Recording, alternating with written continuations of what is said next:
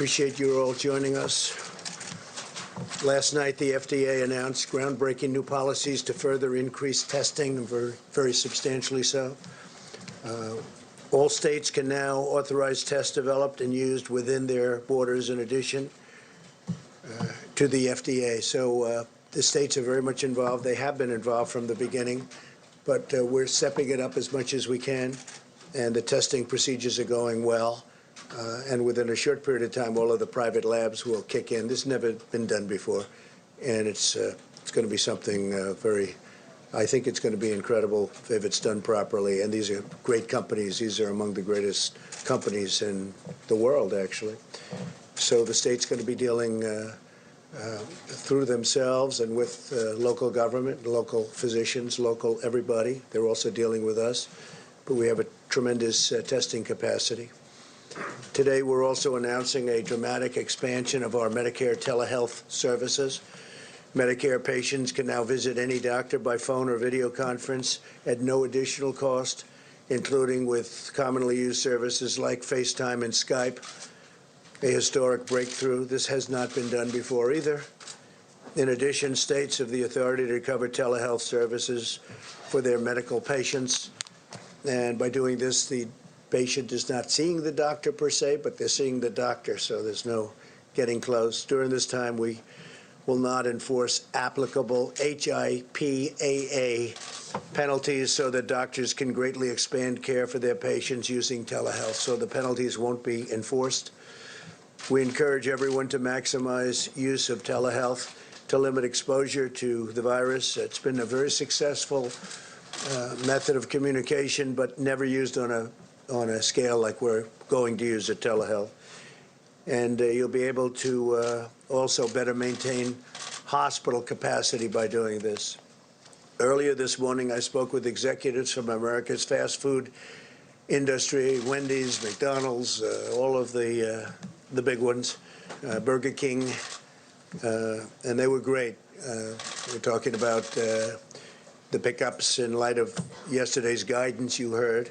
To avoid eating or drinking at bars, restaurants, or public food courts, we discussed the important role that the drive-through pickup and delivery service can play in the weeks ahead. So that's happening, and they have been fantastic. They have been absolutely fantastic, and they've been doing it already, but they're keeping it open, and smaller staffs, very capable people and very capable companies, and they're doing it, pickups. Our guidance yesterday urges Americans to take action for 15 days to help stem the outbreak. So it's a 15-day period. I guess now would say it's a 14-day period.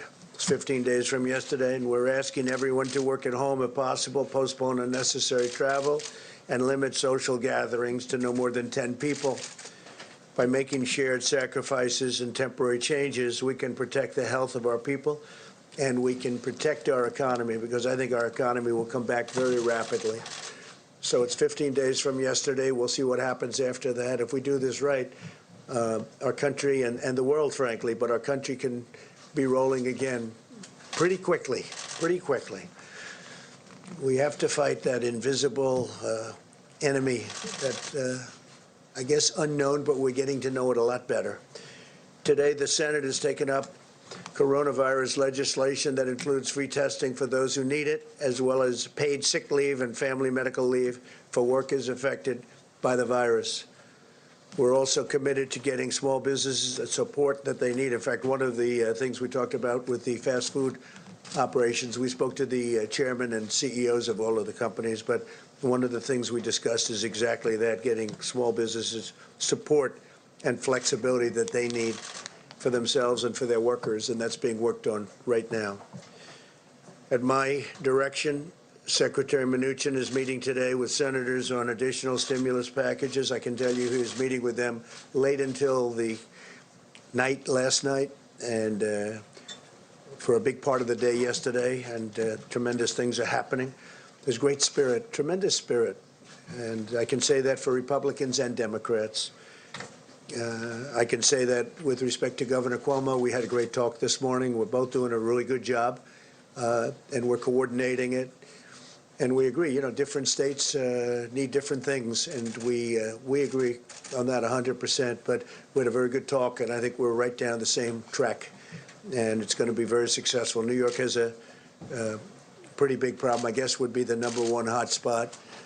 That's no fault of anybody's. It's just the way it is. But we're working very closely together. We're also getting FEMA very much involved. They've been involved, but now we're getting them to a different level, and we'll have everything ready.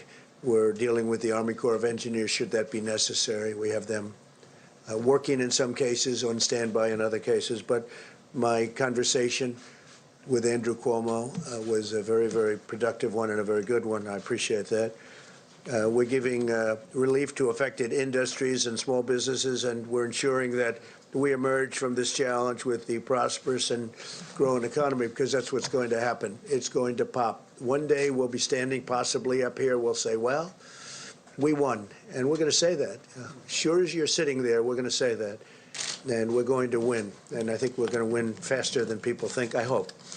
Later today, I'll meet with the leaders from the tourism industry, as well as industrial supply retailers and wholesalers, to discuss their critical roles. As you know, I met with the department store people, all of the retailers, the big ones, including Walmart and others.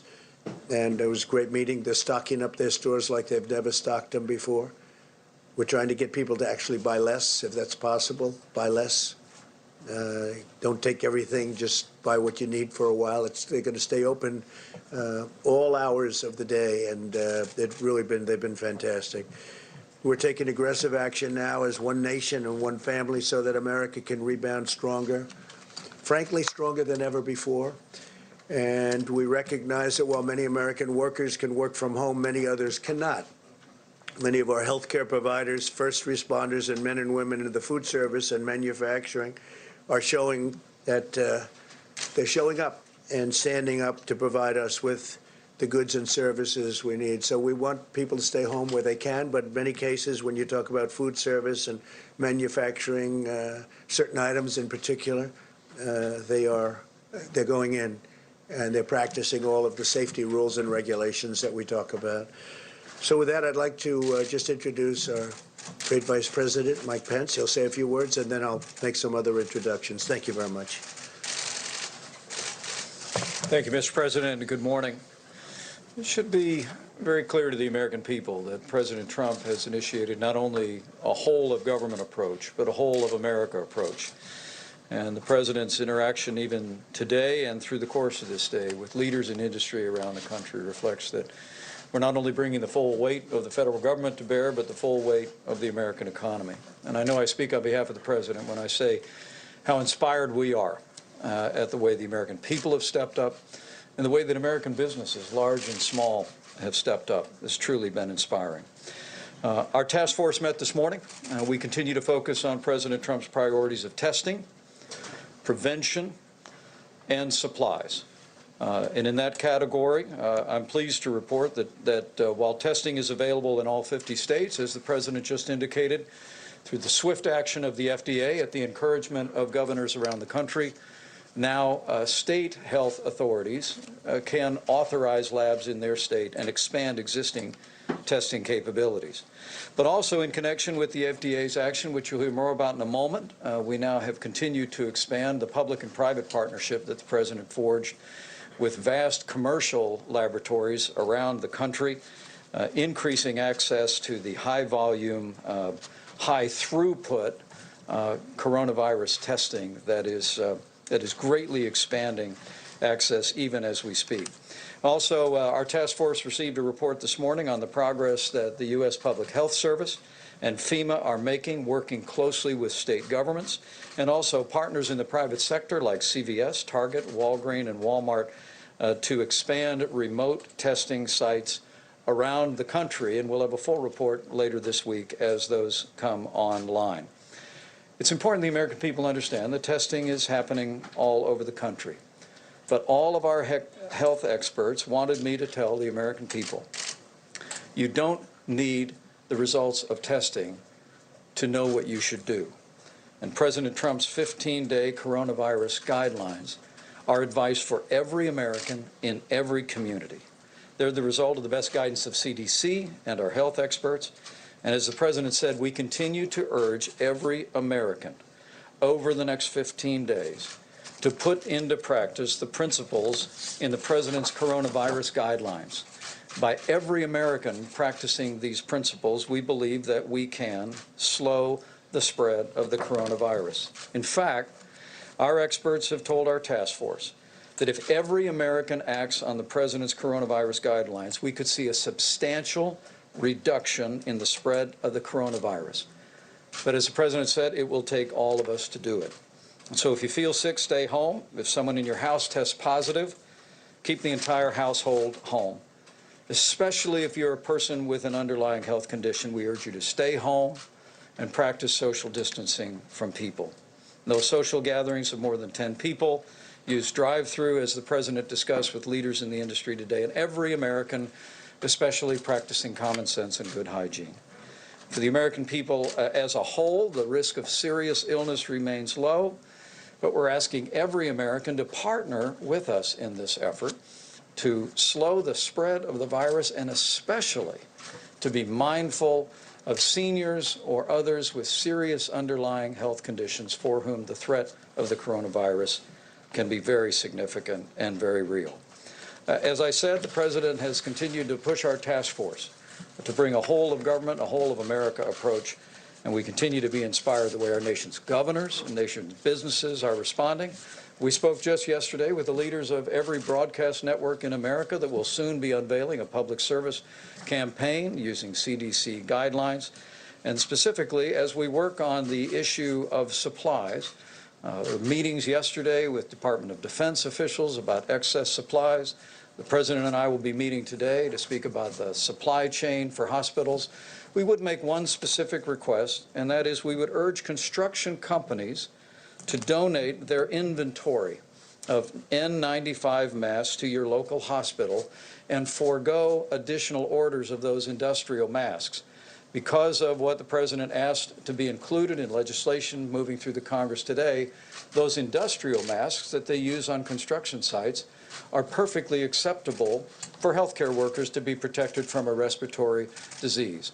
But we're asking construction companies that our President knows very well from his background, we're asking them to donate their N95 masks to their local hospitals and also forego making additional orders.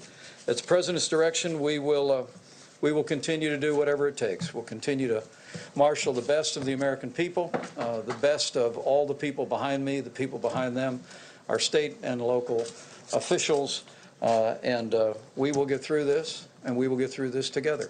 Thank you, Mr. President. Mr. President. I want to thank Chad Wolf and Homeland Security. The job they did at the airports was really incredible. They screened thousands and thousands of people. O'Hare got backed up a little bit, but they got him out. But everybody was screened and screened very carefully. They didn't want to rush it. I think it was 13 airports, and it was an incredible thing. Then they had a big surge also from the UK and Ireland, and that went very smoothly. But they did a fantastic job. They worked long hours, and they did a fantastic job. I'd like to introduce Steve Mnuchin, and then I'm going to ask Steve to leave because he's going to the Hill.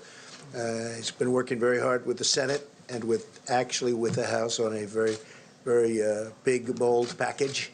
It's going to be big and it's going to be bold, and the level, again, of enthusiasm to get something done, I don't think I've ever seen anything quite like it. So, Steve Mnuchin, please.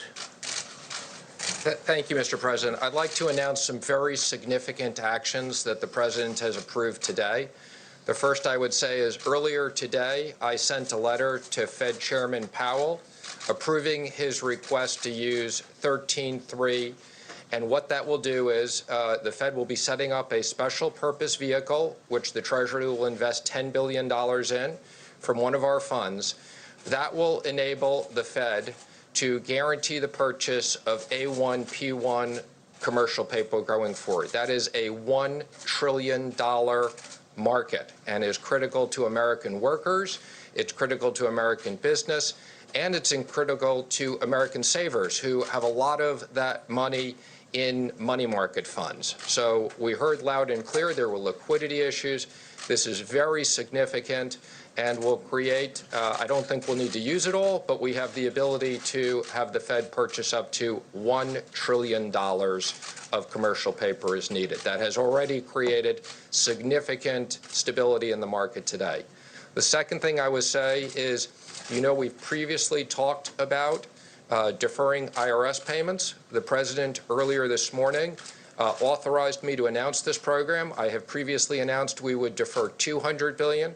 The President suggested we increase that to $300 billion, which we will be doing. Now, let me just be clear on the specifics.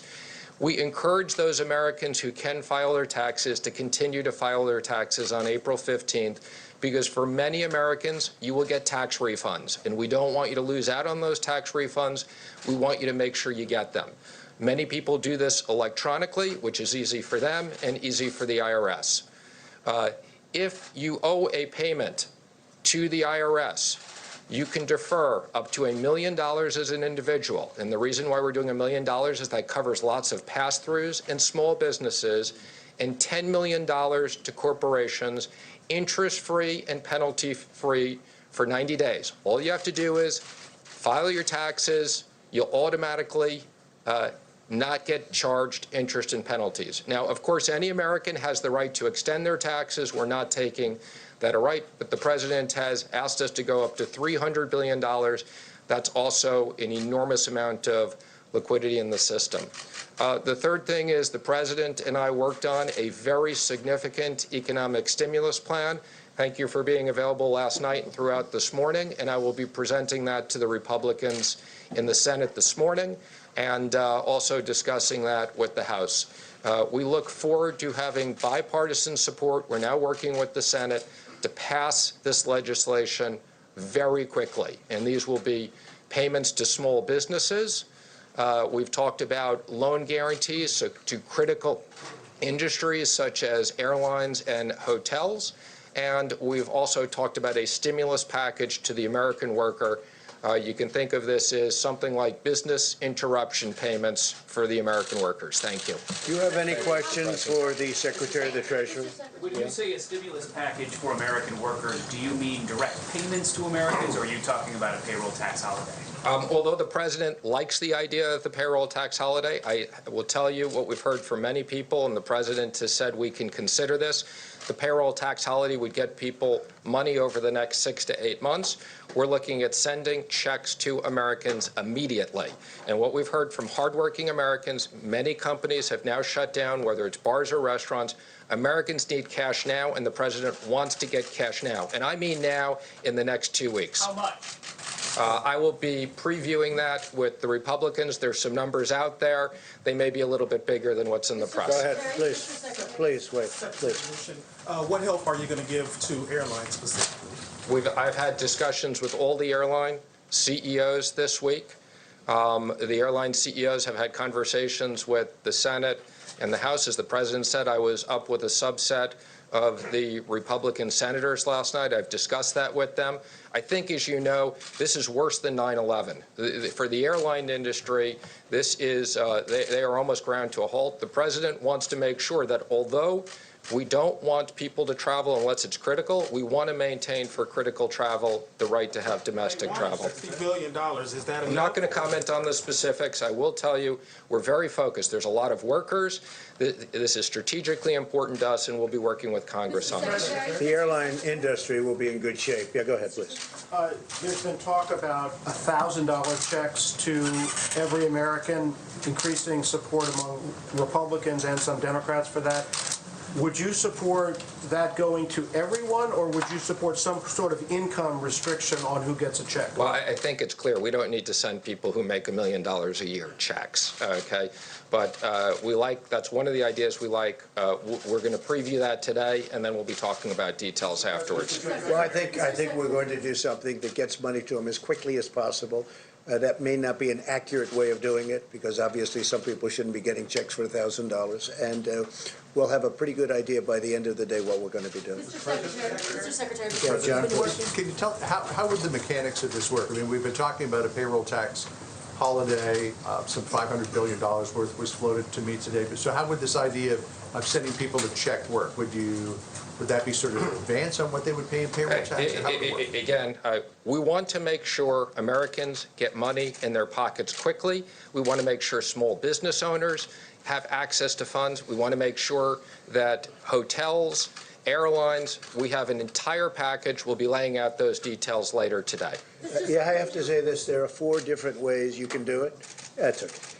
4, you can hear me well enough, I imagine. Sorry. Okay.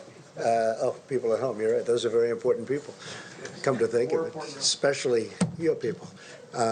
Look, we have 4 or 5 ways we can do it, 4 ways in particular. I think there's a 5th possibility, but there are some very good ways of getting the money out and getting it out quickly. Payroll tax is one way, but it does come over a period of months, many months, and we want to do something much faster than that. So I think we have ways of getting money out pretty quickly and very accurately. Okay? Can you talk about the timeline, please? How quickly do you think you can get this done? And The President has instructed me we have to do this now. So this is now. By the end of the week? We are going to work with the Senate, who's in session right now, actively. We will continue to have conversations with the House. I've already spoken to Speaker Pelosi once today. This is stuff that needs to be done now. The President has instructed me that this is no fault to American workers. For medical reasons, we are shutting down parts of this economy, and we're going to use all the tools we have, as I've said, and what tools we don't have, we're going back to Congress. I got to go back to $850 billion. To those who might be concerned that's too expensive? We don't want to talk about it, but it's a substantial number. We're going big. The expression, we could do it 2 ways. We could keep going back every day or every week. We're going big, and that's where Mitch McConnell, that's the way he wants to go. That's the way I want to go. I think we want to get it done and have a big infusion as opposed to going through little meetings every couple of days. We don't want to do it that way. We want to go big, go solid. The country is very strong. We've never been so strong, and that's what we're going to be doing. We don't want, with this invisible enemy, we don't want airlines going out of business. We don't want people losing their jobs or not having money to live when they were doing very well just 4 weeks ago. So we're going big, and that's the way it'll be, and that's the way everybody seems to like it on the Hill. Any other questions for Steve?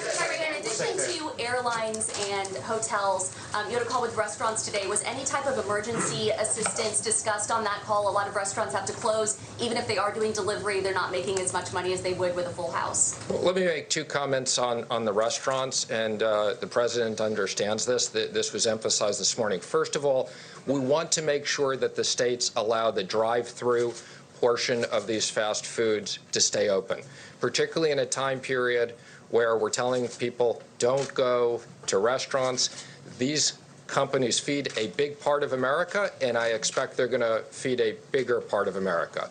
The second thing they asked me to emphasize, I wasn't going to do it now, but as long as you asked, many of these companies have apps. You can order ahead of time. That way, when you get there, it's as simple as they'll have it packed. They can give it to you with social distancing, and it'll be very fast. So we expect that they will be able to feed a large part of the population. And in regards to support, I will say a lot of these businesses are small businesses, are companies, franchisees, 500 or less, and we have a specific program we'll be unveiling that helps all businesses, small and medium-sized businesses of 500 and less. Secretary, real quick question regarding Marriott Corporation. It announced that it is furloughing thousands of individuals because of the impacts of the coronavirus. Will your legislation help those individuals? I hope so. That's one of the reasons why we got to act very quickly, because we understand, whether it's the airlines, hotels, for good reasons, to protect the United States on medical issues. These businesses are shut down, and the President wants to make sure, as I've said, we will use all the powers we have. You saw this today, $1 trillion of potential liquidity into the market, and the powers we don't have, we're going to Congress. And I will say there's a lot of bipartisan support for these issues. So I'm going to apologize because I have to go deal with some other things, if that's okay, Mr. President. Thanks, Steve. Oh, yeah, I do want to comment on this, okay?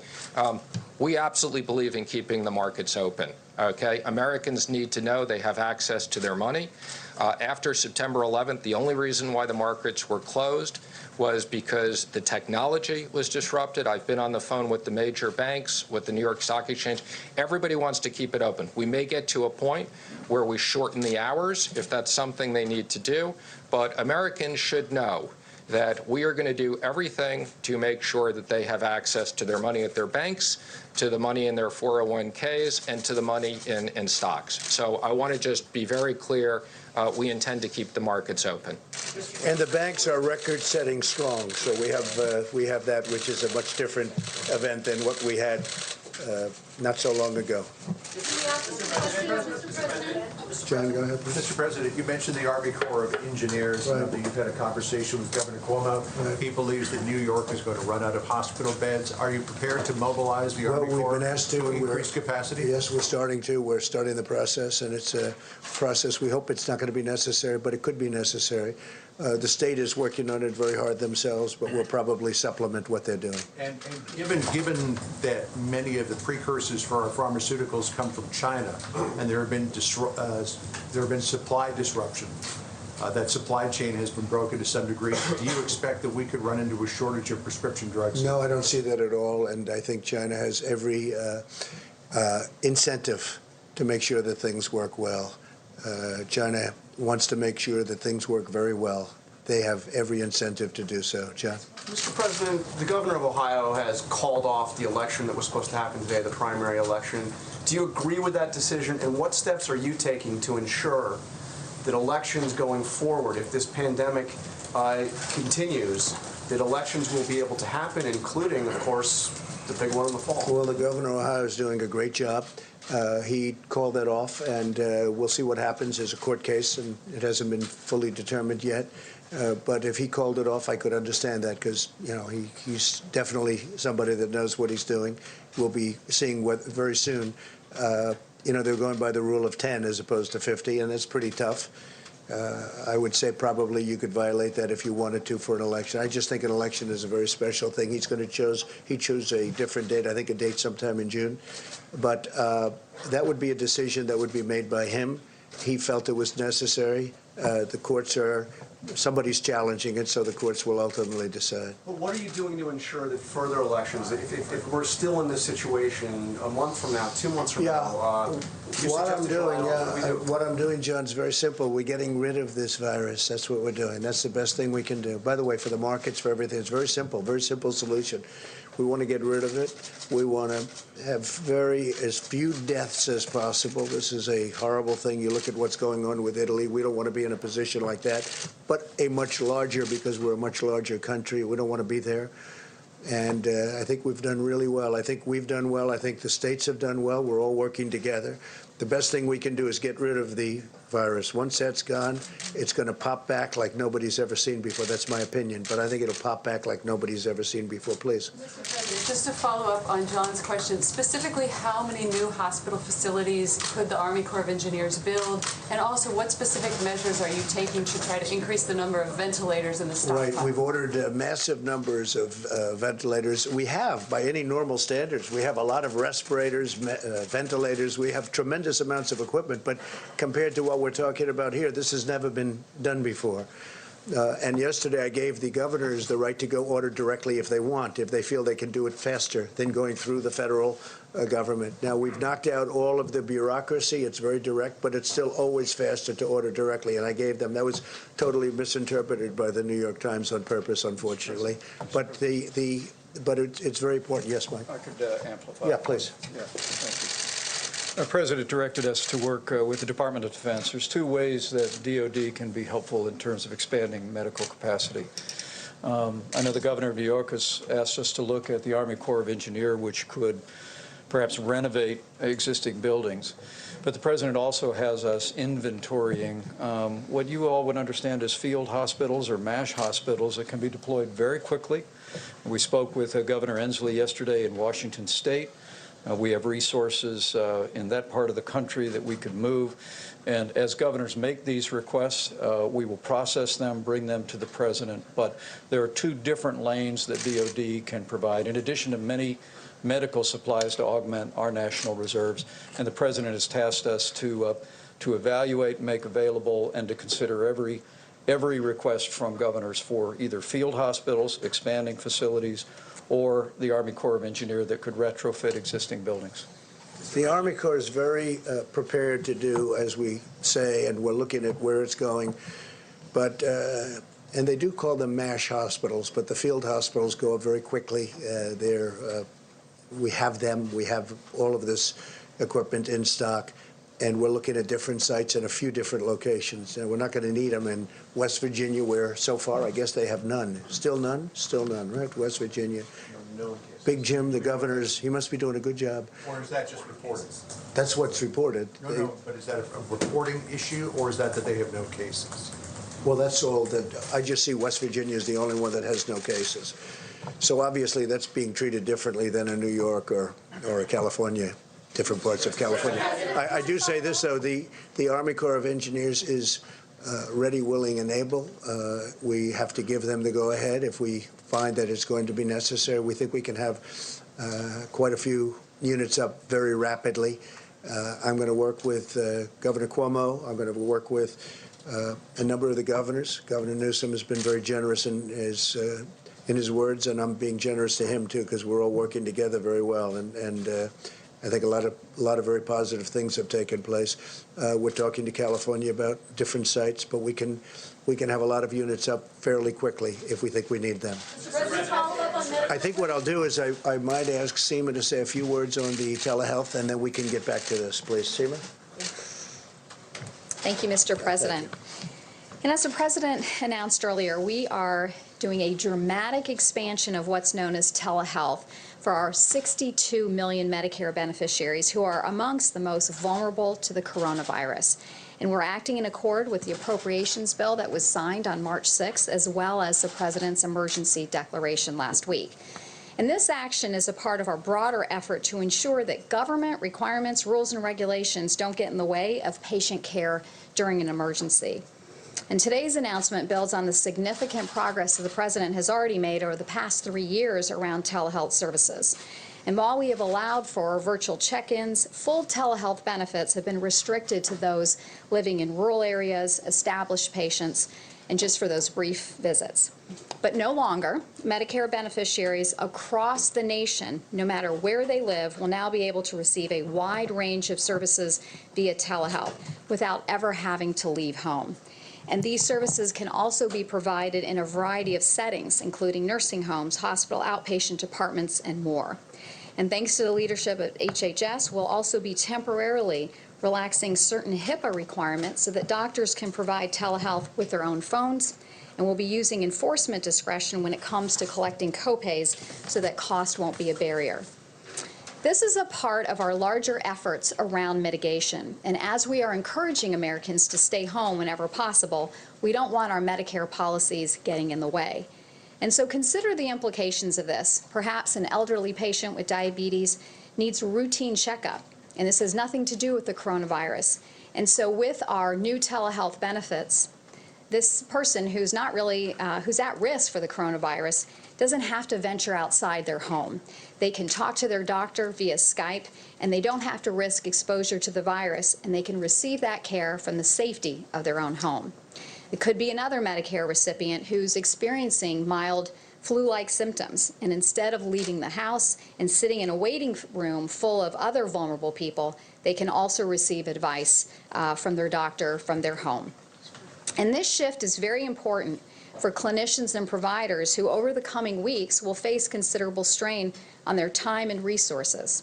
And now Medicare patients who don't absolutely need to come in to an office won't have to, and this allows the healthcare system to prioritize for care for those that are that have more needs or in dire need, and preserves protective equipment as well.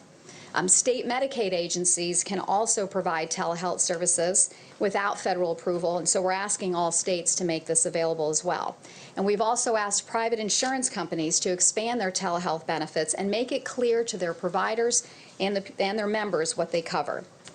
As our nation seeks to balance the twin imperatives of getting Americans the care that they need during this outbreak and limiting the spread of the virus, the impact of this historic action simply cannot be overstated. In an emergency, those on the front line shouldn't have to worry about federal rules and red tape, hamstringing them when they need flexibility above all else. And we're doing everything in our power to make sure that that doesn't happen. I also just want to briefly mention that because of the President's emergency declaration, we do have the ability to provide a lot of Medicaid waivers, and Florida was the first state to be approved. We were able to do that in a matter of days. Thank you. Any questions, please? Where do senior citizens go for instructions on how to do the telehealth? They should call their doctor's office, and their doctor's office can tell them how to do that.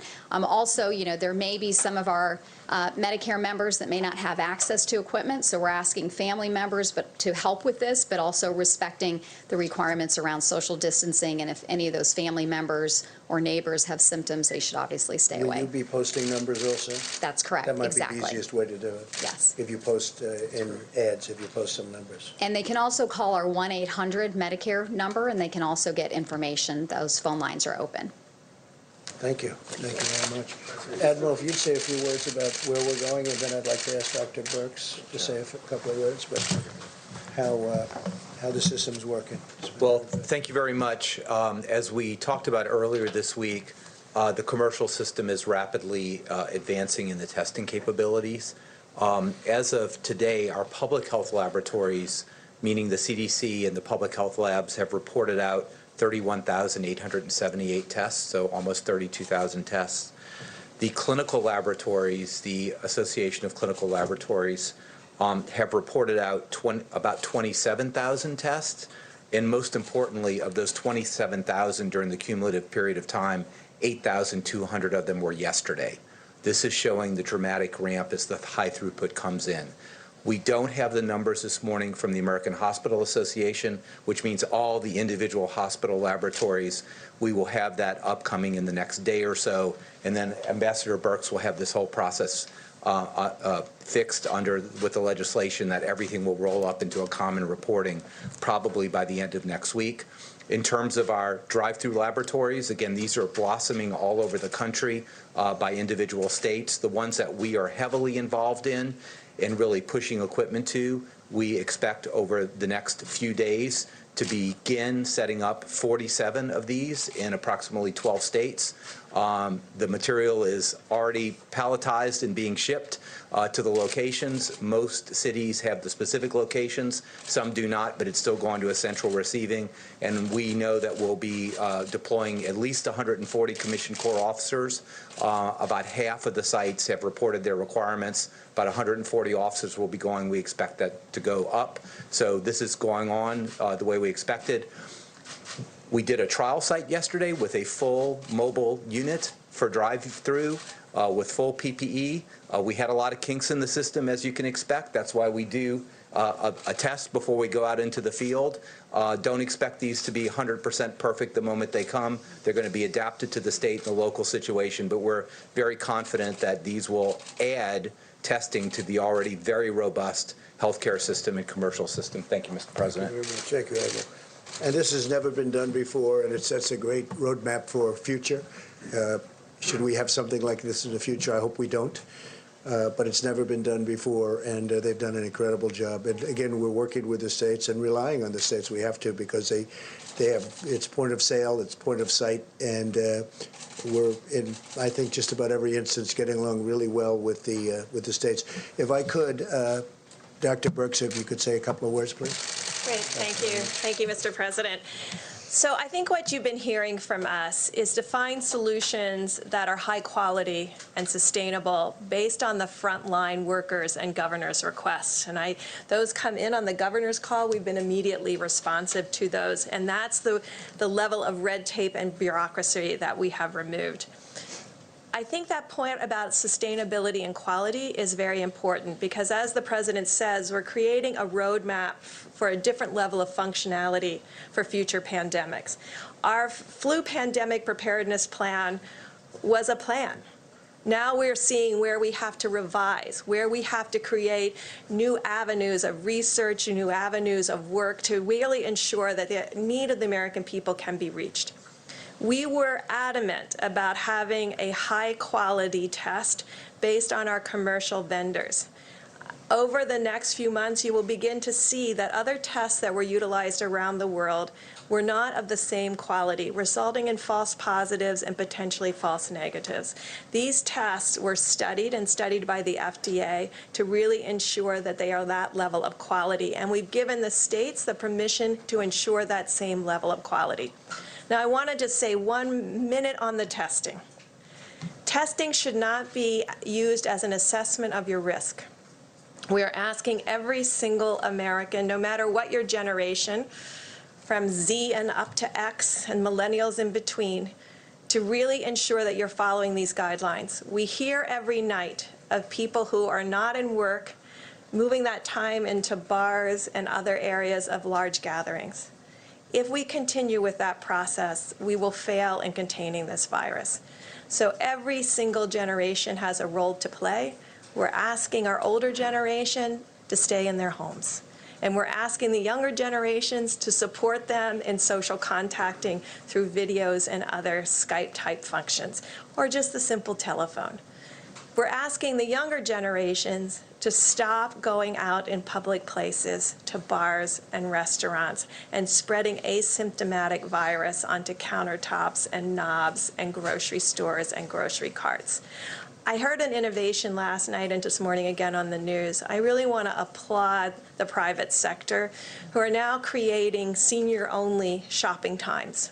I think that's extraordinary. I think that shows what America brings, and I think other countries will learn from us about how to really protect seniors in this type of way. I'm hoping that carries through to next year when we have our flu epidemic, where we can really have a very different profile of the amount of mortality that we have during flu that we never talk about. Anywhere from 15,000 to 45,000 individuals are lost every year. If we learn how to do this well and sustain some of those core changes, we can change the way respiratory viruses, not only for this, but the future, affect Americans. It's a big thing. A question on the clinical data. So we've had now roughly 5,000 people test positive. We've had 90 deaths or so.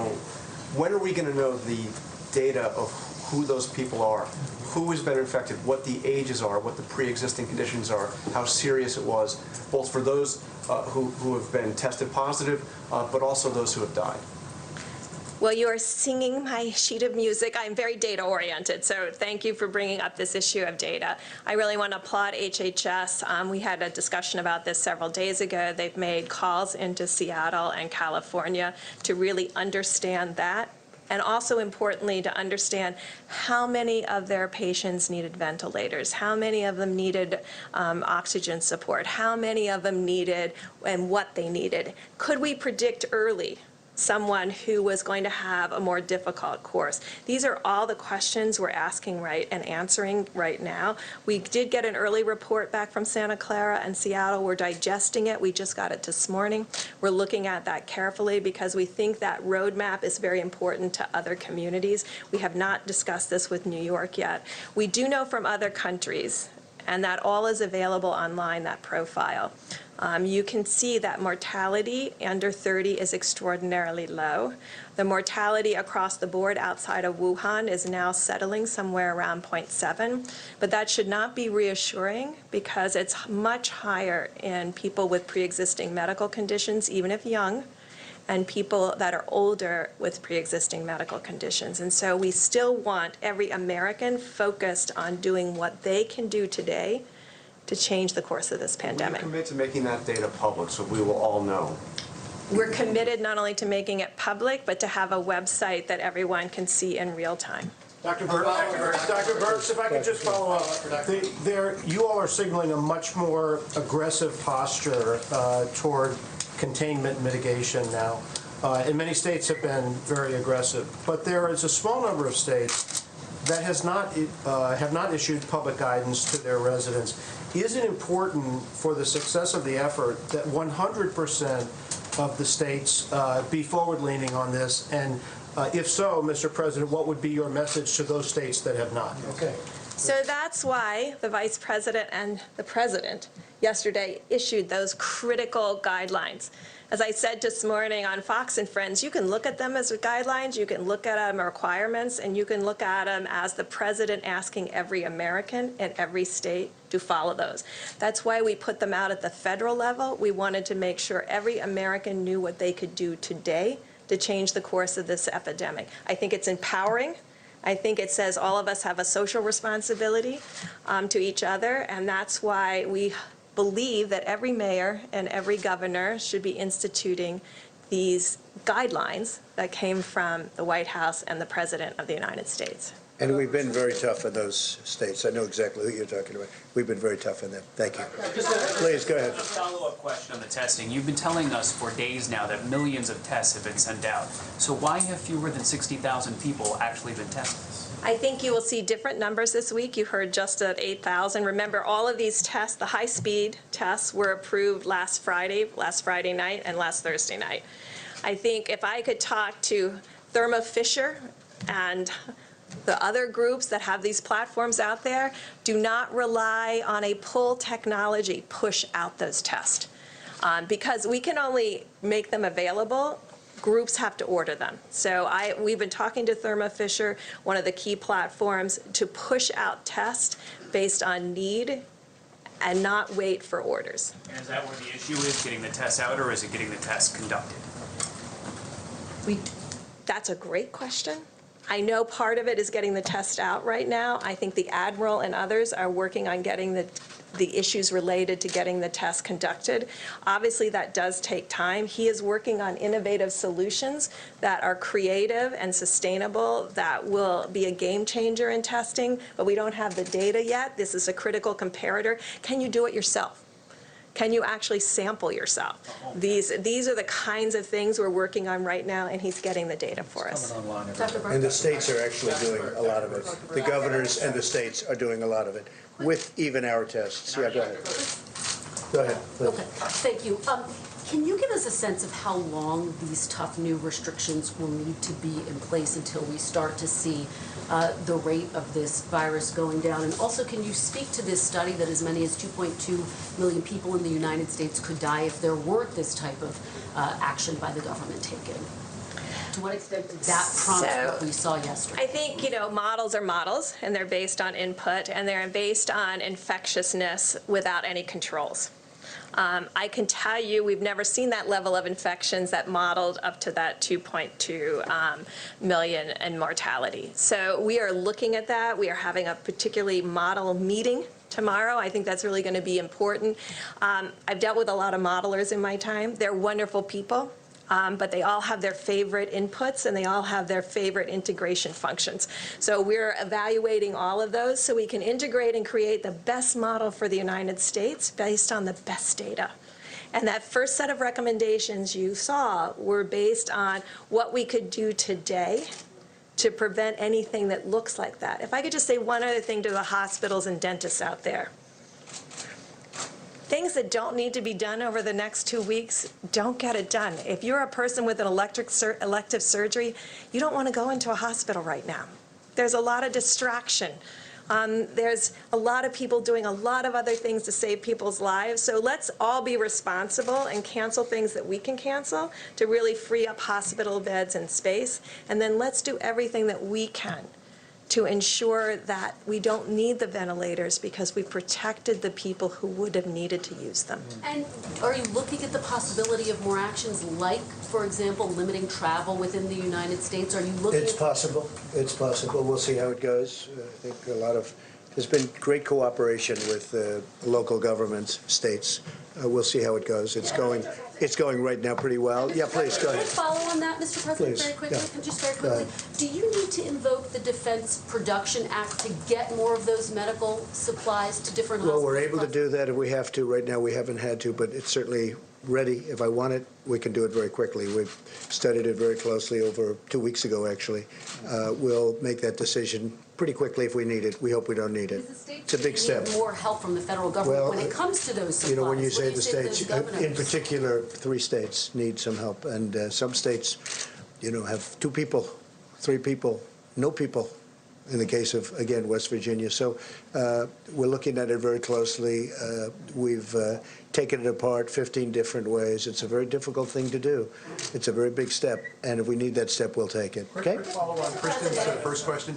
A lot of people have got travel to places that aren't considered hotspots, Yeah. Caribbean, Mexico, that sort of thing, over the next few weeks. Would you recommend that they follow through with those plans? I would just say enjoy your home stay. I would just say right now, we have to get this problem fixed, and then we'll get back into business really quick. We'll open up our country, we'll open up our society, the world will hopefully open up. We see areas of the world that haven't done well, and we see areas that are doing very well, and I would put us in the category of doing very well for a country so big. I think that I would recommend that they just enjoy their living room. John? Yeah, go ahead, please. What do you say to people who are not heeding these guidelines from the White House? And then also I have a question on asymptomatic people, sure. Dr. Burks. I'm not happy with those people if they're not. But, you know, those people are being shouted down by other people. They know it. They're being, it's almost like self-policing.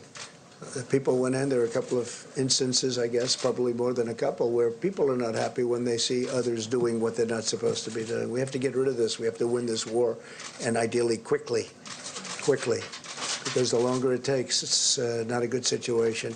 And I'm not even talking about the economy. I'm talking about the lives of a lot of people. Yeah, please, did you have one? Will the White House put any restrictions on corporate bonuses for companies that do get bailed out like airlines? I'm going to ask, I think I'm going to ask Mike, answer that question. I think it's all a work in progress. What President Trump has made clear to industries around the country is that we're going to do whatever it takes. We understand this is an extraordinary moment in the life of our nation. It's the reason why the President brought in leaders of the financial sector, airline industry. He'll meet with all additional industry leaders today in tourism and hospitality. But he has tasked the Secretary of the Treasury to work with members of Congress in both parties to make sure that we construct the kind of economic support that will allow those industries to weather the period of the coronavirus and then to come back stronger than ever before. We've had such incredible, I don't know, it's almost the word spirit is the best word. It's like a spirit. The banks have come in, and the banks are doing things that they would have never done. They're working on extensions and lots of things that they wouldn't have done. Co-pays with regard to the insurance companies. I mean, for them to be doing what they're doing, you know all about the co-pays. They would have never done that, and they did it. They were in my office. They, I would say, the 11 biggest in this country. I guess probably the 11 biggest in the world, the big ones, all the big ones, and they did things on copay that nobody would be doing, that they wouldn't have done in a million years, but they're doing it. There's a great spirit going on right now in the country. So you want to, yes, please. Dr. Fauci, you've said you like being accused of overreacting because that is an indication we may be doing things necessary to beat this, bend the curve. Right. How long do you think it will take for you to be confident that, yes, we're bending the curve, or no, we're not? You know, I can't give you a firm number on that because the dynamics of outbreaks in some respects are predictable historically. They do this and that.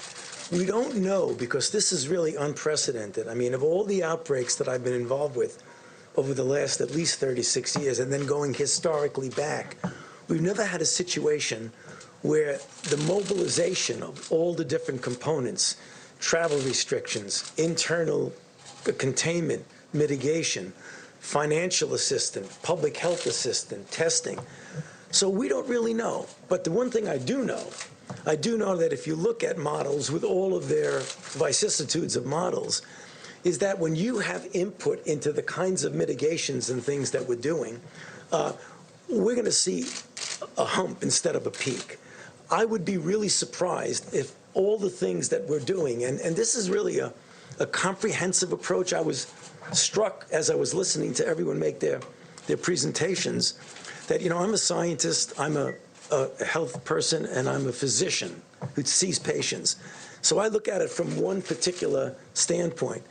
But what I'm being impressed by is that this is really a comprehensive thing that has multiple components to it. All of them got to succeed if we're going to get to that end point that I've described multiple times from this podium. So I hope that if everyone does their job, we're going to be able to give you a number and say, you know, we've seen that inflection and we're coming down. I would hesitate to do it now, to be honest with you, because it might be misleading, and I don't want to be misleading. I just want to say one other thing, because I heard Dr. Burke say it, and I think we need to say it over and over again. When I was young, a long time ago, I felt that I was invulnerable, the way I think many of us feel we're invulnerable. And when we're asking the young people to help us with this mitigation strategy, by staying out of the bars, staying out of the restaurants, really trying to distance yourself, don't get the attitude, well, I'm young, I'm invulnerable. You are, well, in some respects, you're certainly less vulnerable than I am. However, what you might inadvertently do, and I know you don't want to do that, you don't want to put your loved ones at risk, particularly the ones who are elderly and the ones who have compromised conditions. We can't do this without the young people cooperating. Please cooperate with us. Thank you. Dr. Fauci, and I'm going to read my notes so I get this right, but there's apparently a new study out of China. It found that the vast majority of cases, 86%, were in untested patients with mild to no symptoms. So what does that say about the impact of testing, and does it mean that testing should actually go beyond the sickest patients? You know, that question keeps coming up, and I'm not going to evade the question, but I want to make a point. We tend to think that we're not going to be able to mitigate or contain without testing. They complement each other in some respects, but they're separate channels. Even if we had no testing, we should be doing what we're doing now. The question you're asking, so I won't evade it specifically, would it be important outside of a doctor-patient coming in together, of knowing what's out there, what might be under the radar screen? The answer to your question is yes. So let me tell you what the CDC is doing right now. They're going out there, and part of their program is to get a feel for what is there that wasn't initially thought to be coronavirus, that was thought to be something else. When you do that, you're also going to get a feel of what the penetrance is in society. So we are heading with the high throughput things that you've been hearing about to get an answer to your question. Dr. Fauci, Governor Cuomo said this morning he believes that we'll see a peak in terms of infection in 45 days. Would you concur with that? You know, it's possible. I mean, I know the governor has been really, I believe, doing a really good job of trying to stay ahead of this. 45 days is not unreasonable. You have to be careful. When you get a number, you own the number, and then if the number doesn't come out, you're in trouble. And that's the reason why, from our standpoint, from the federal government, we're talking about a range. So within that range, I mean, it isn't like you want to be correct for the sake of being correct, but you don't want to be wed to something and then have to back off. Go ahead, please. When is the soonest that we'll know that these new guidelines are actually bending the curve or actually working? And is there a point in time where you know, in the next couple of weeks, where you'll be able to tell the president more draconian measures are needed? Well, okay, so what's happening, I mean, if you look as a metaphor, it's kind of like a race against the virus. If left to its own devices, will do this. And us trying to somehow blunt that. Now, you could see the virus going up and up, and your effect, your work, what you're trying to do, may actually be having an effect, but you may not see it because it'll still be going up. And as you're trying to implement your interference with the virus, you may not realize that you are actually interfering. And you'll say, wait a minute, it's still going up. What's going on? You've done nothing. But you don't know whether it would do this versus that. So the answer to your question, it probably would be several weeks and maybe longer before we know whether we're having an effect. It may be at the end of the day, we'll see a curve that would have been way, way up. But I wouldn't, put us to task every few days. Well, wait a minute, it's going up. Is it working or not? That would be really misleading if we do that. Go ahead,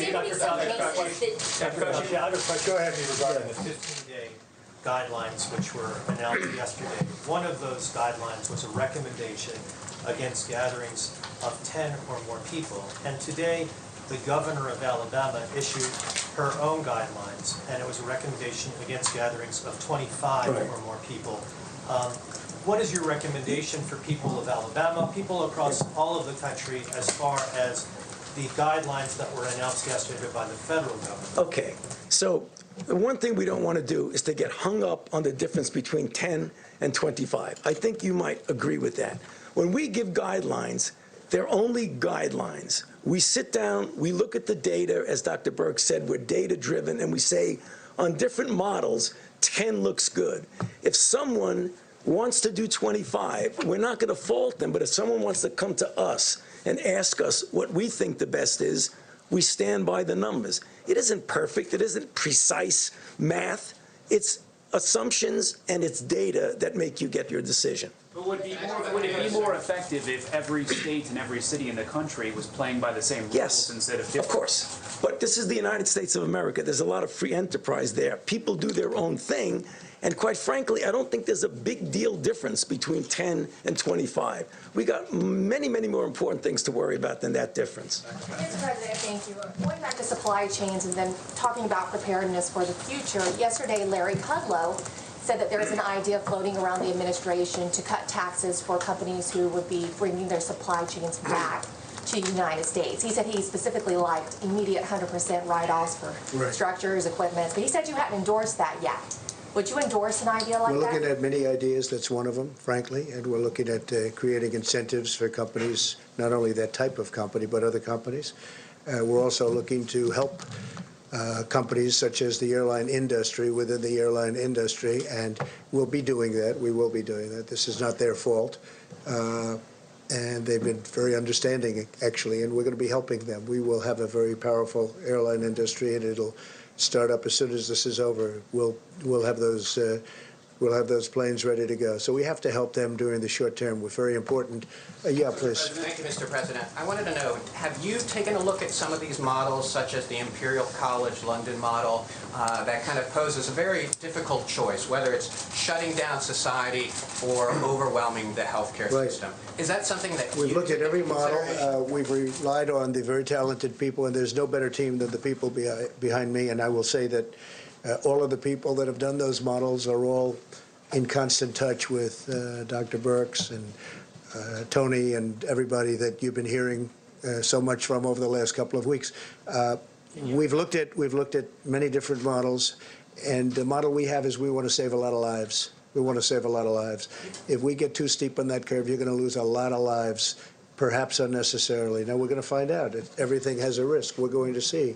But if people do what we're telling them to do, what we're asking them to do, you're going to see the saving of a lot of lives. Now, Boris, in UK yesterday, you saw what happened. It looked like they were going a different way, but then he went away of similar, I guess similar, I don't know exactly, but I would say we had a conversation yesterday similar to what we're doing.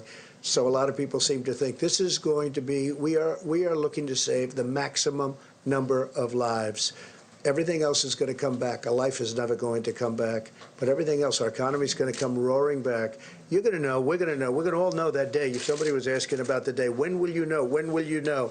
We're going to know. All of a sudden, we're going to say, wow, that's looking good, that's looking good, that's looking good. And we're going to be on the other side of the curve.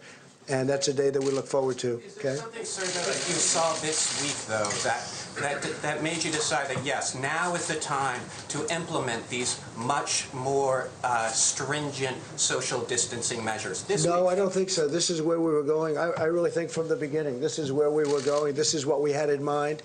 we're just going step by step. That was the next step, the next logical step.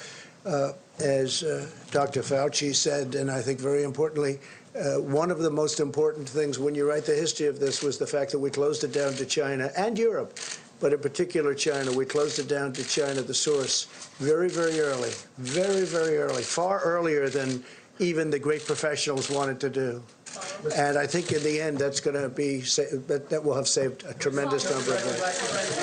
Follow up, one on the economy and the other on the broader picture here, but just to follow up on my colleague, some people did note that your tone seemed more somber yesterday. You talked about that August timeline. Did you see a projection? Some people thought perhaps that 2 million potentially that could die maybe prompted part of that. Was there a shift in tone? I didn't think, I mean, I have seen that where people actually liked it, but I didn't feel different. I've always known this is a pandemic. I felt it was a pandemic long before it was called a pandemic. All you had to do is look at other countries. I think now it's in almost 120 countries all over the world. No, I've always viewed it as very serious. There was no difference yesterday from days before. I feel the tone is similar, but some people said it wasn't. Last one on the economy. Your former economic advisor said almost 100% chance of a recession. Do you see it that way? It could be. I mean, I don't think in terms of recession. I think in terms of getting it out, because when we're finished with the virus, we will win. We will win. And when that victory takes place, our economy is going to go through the roof. It is so pent up. It is so built up. It is so ready to go in an upward direction. But we have to knock out this enemy. This is a really tough enemy, but we have to knock out all of us. That's all of us. So I don't think in terms of recession, not recession. It's words.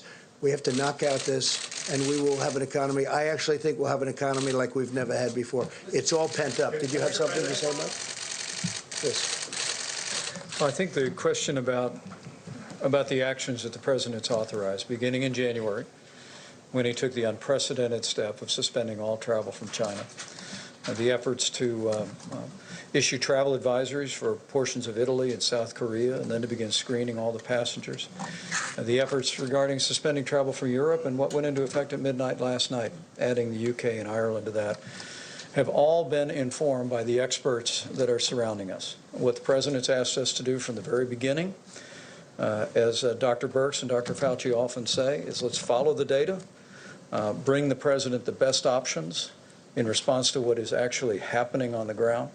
But with regard to yesterday's 15-day slow the spread plan, our team unanimously brought to the President these very strong recommendations for every American, because we truly believe we are at a point in this epidemic in our country when we can reduce the number of people that actually are exposed to or contract the coronavirus. But we'll continue to bring the best data, the best evidence, and the best recommendations, frankly, of the best health experts in the world, and the President will continue to make decisions that put the health of America first. In other words, reduce the number of people that die. That's what we're trying to do. And when you do the steep curve, a lot of people are going to die. A lot of people. You know, the worst ever, they say, 1918.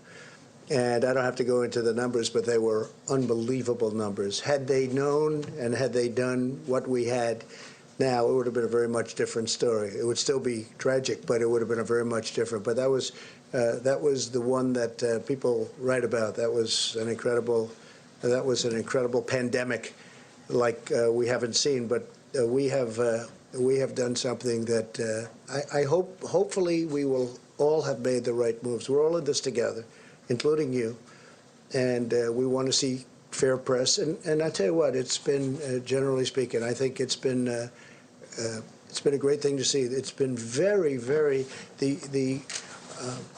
getting along with Democrats, getting along with Republicans, for the Democrats themselves. There's been a lot of spirit. There's been a lot of things happening that I haven't seen happen in the first almost now 3.5 years. It's been very nice to see. That's one of the good things. But what really the good thing is, we have to knock it out. We have to win.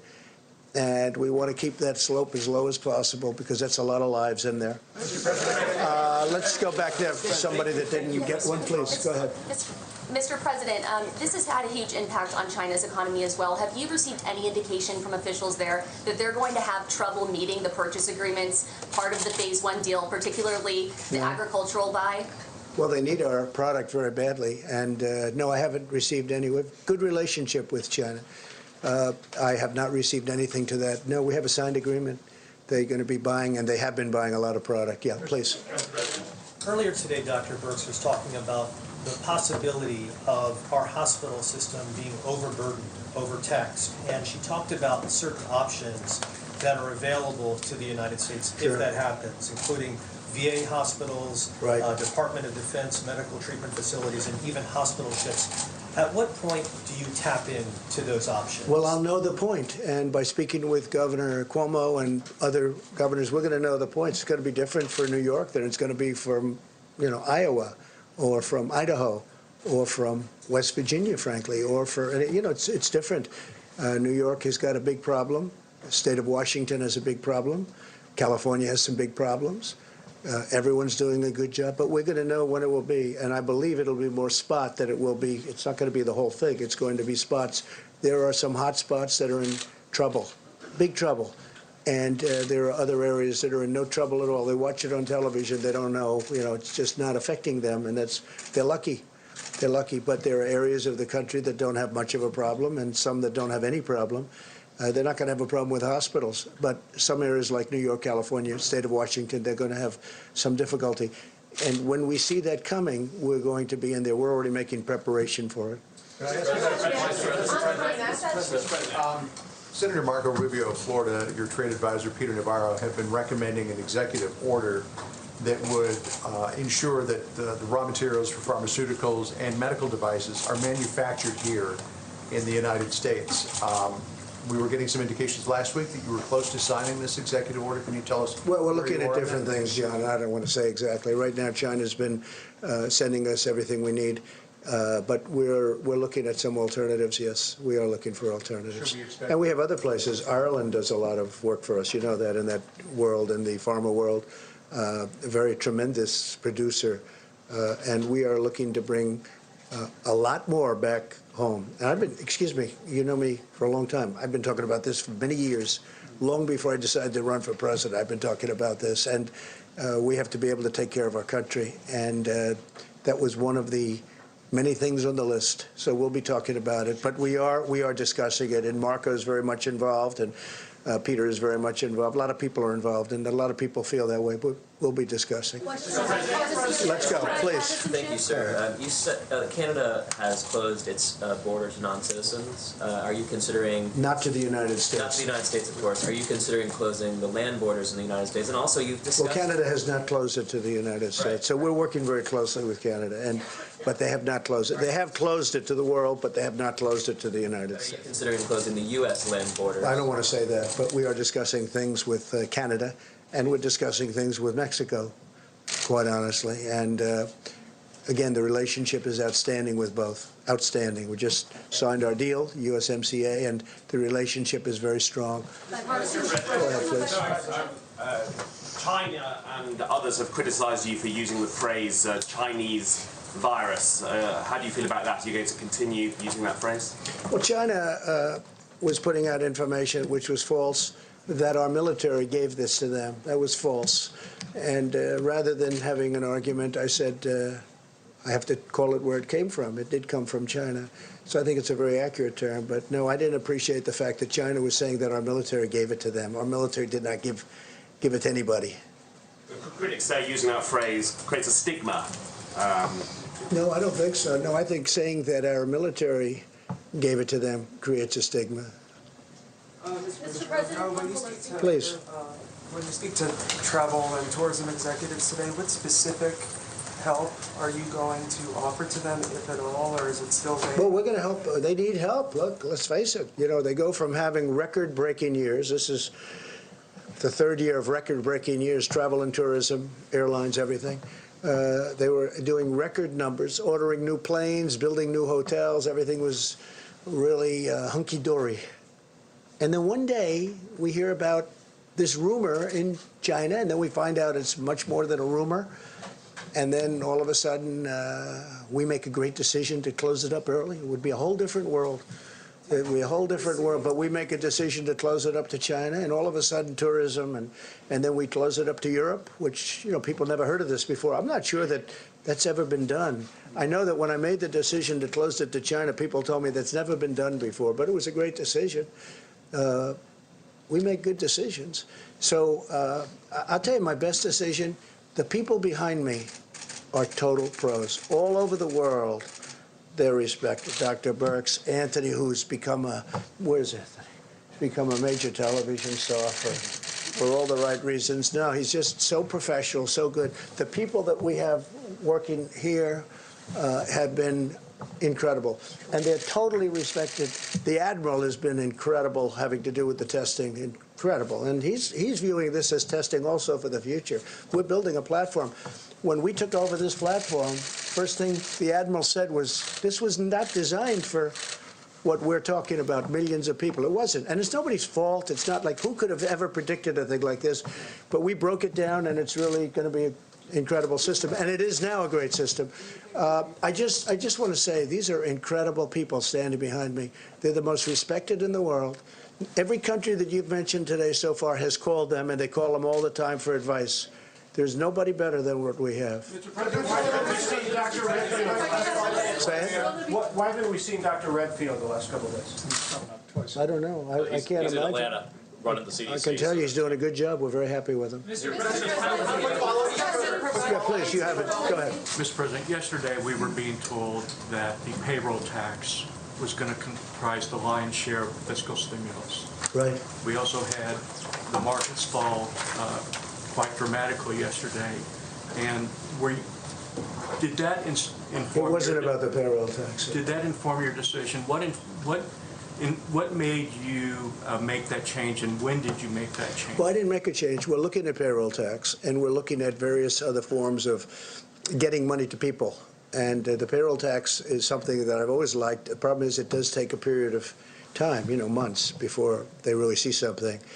And we don't really have months in terms of people living. You know, a lot of these, you have people that work on tips. You have people in it's a large number of people. It's a tremendous, who would think this, right?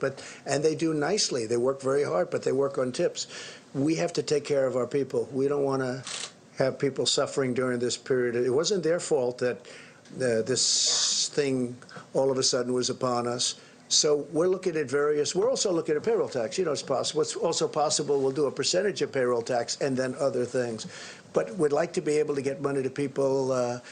You know, we're very lucky. Our country's doing so well. We can do this, and we can do it easily, but we have to do it. And I have to say, Mitch McConnell, if you look at Mitch and Kevin and the whole group, and it's been incredible how they're reacting, how Congress is reacting, how, whether it's the House or Senate, how they're moving. And I'm talking about Democrats and Republicans, but we've had tremendous leadership meetings, and they want to see it done right. And they do want to go big. I think going big is important. I don't think we want to go up there every day with a different idea, different concept. Oh, gee, let's worry about the airlines. Let's do this one. You have a big problem with the cruise ship industry. It's an industry that was setting all sorts of records 2 months ago. Then all of a sudden, there's nobody on the ships, okay?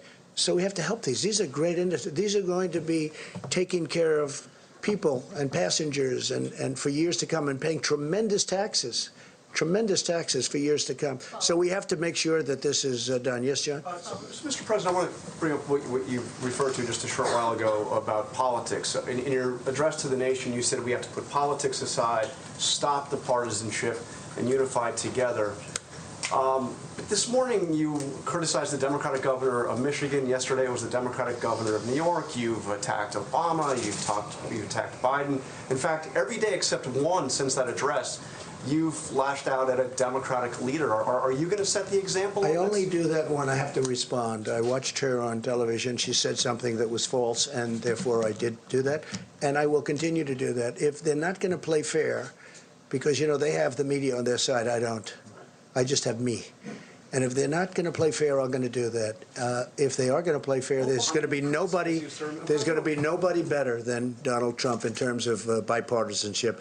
But if they're going to say things that are false, like the story that was written yesterday, a lot of people, I don't know, somebody I think I know who, but they taped the conference call that I had with the governors. It was a good call. It was fine. I assume somebody's going to tape it. They handed it to various people, and one of them was the New York Times, and the New York Times chose to write totally inaccurately about it. It was a disgraceful thing. It was bad journalism, but, you know, they do a lot of bad journalism.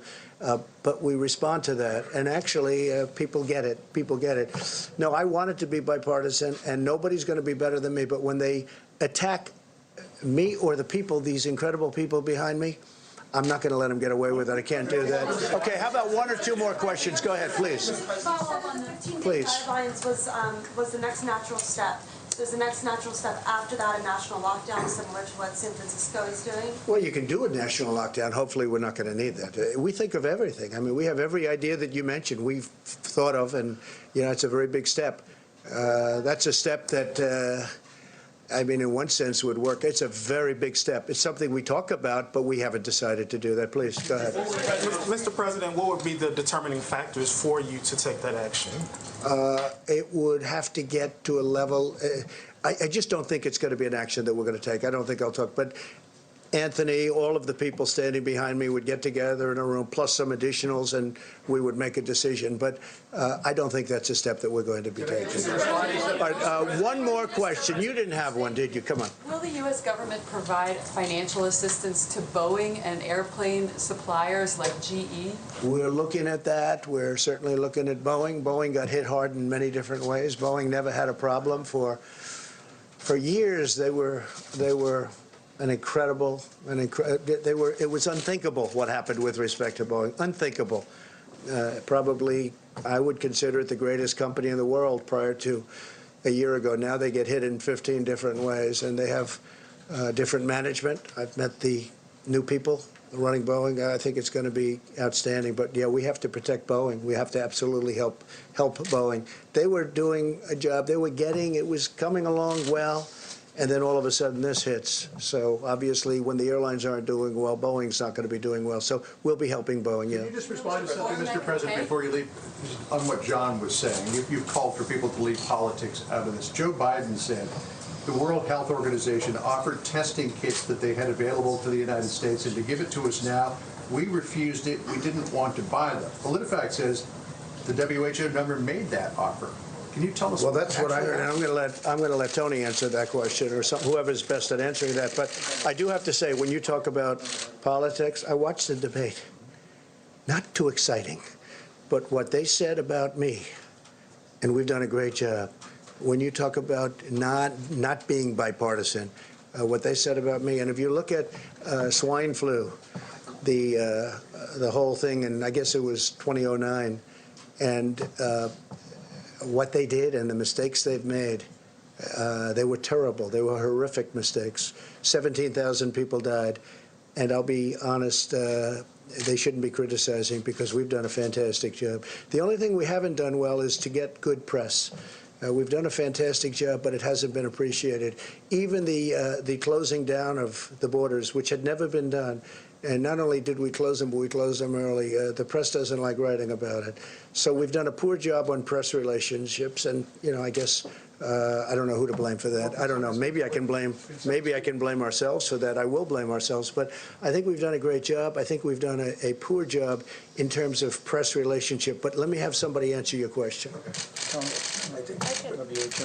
Yeah, so I tried to cover this in the answer when I talked about quality of kits, and our quality analysis runs through the FDA.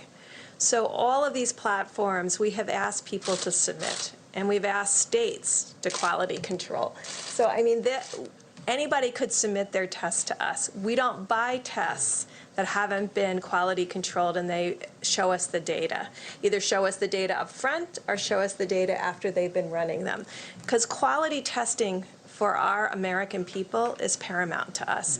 It doesn't help to put out a test where 50% or 47% are false positives. Imagine what that would mean to the American people. Imagine their level of concern now and telling people that they're false positive. We take this same approach to HIV. Imagine telling someone they were positive to HIV and they weren't. So that is our bottom line, the customer, the American people first. And so any of these groups can submit their testing kits through our regulatory processes. But without that and without a plan, we are not going to accept tests that have not been studied by us. Good answer. It's a good answer. Would you have something on that? I'm just going to emphasize a little bit more on that. When I became involved in the testing world, I called as senior officials at the WHO as I could find to understand what the situation was. And as far as I can tell from sources that should know, no one ever offered a test that we refused. That's what I heard too. This is a research grade test, right? Research grade test that was never submitted, not approved, not submitted to the FDA. That was supplied in tens of thousands of quantities to 100 countries in the world. Okay, so I think there's a lot that people are saying about this that's just based on rumor and myth. Nothing was offered that we refused. It was a research test that was not approved. And again, there was a small number that we have greatly surpassed in a very short period of time. So number one, nothing was offered. Number two, it was a bad test. Otherwise, it was wonderful. Listen, thank you very much. No, he made a mistake. I assume that he'll apologize. He made a mistake. Thank you all very much. Thank you. We'll be back. Thank you all.